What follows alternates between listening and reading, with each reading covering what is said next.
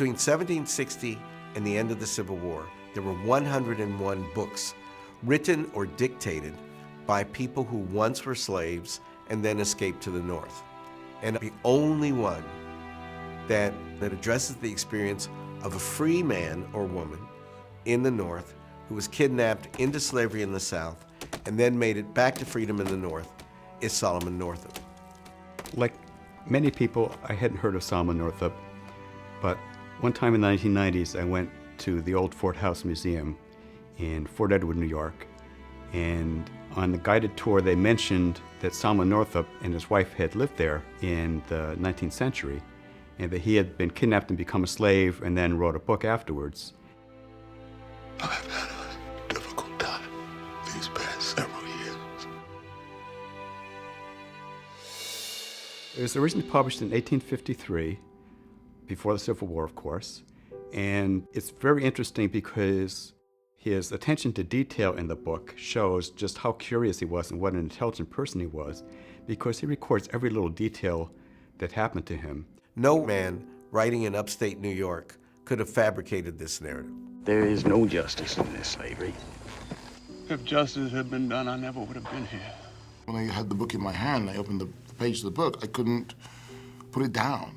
It's an astonishing story of one man who holds on to his faith, holds on to his humanity through the worst kind of experience one can think of, and it was something which I thought the world should know about. It was such an amazing discovery for me. Many people don't even realize that there were free Negroes at the time, but of course there were. And Solomon and his wife were part of that free black community. And Solomon's father, Mintus, was born a slave who earned his freedom and then accumulated enough land to get citizenship rights, the right to vote in the state of New York.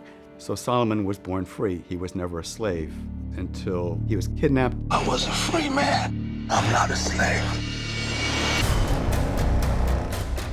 After 1808, the importation of slaves from Africa into the United States had been banned by the federal government.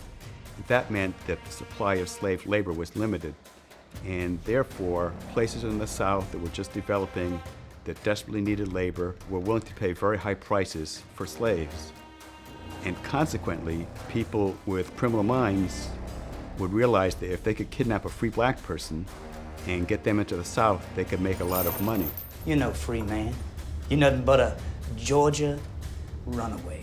Every free Negro in the United States knew that they had to carry their free papers. You have no right whatsoever to detain me. Resolve this. Produce your papers. Imagine that state of being. Days ago, I was with my family in my home. Now you tell me all is lost. Despite all the terrible things he experienced and that he saw, he's able to maintain his identity over all those years and to remember that somehow he is going to get home. 12 Years a Slave is the greatest realistic depiction of slavery. It's brilliantly rendered. It makes you feel it, breathe it, smell it, experience it, suffer under the weight of the burden of the vulnerabilities of slavery in a way that's not pornographic. And that's the strength of the film.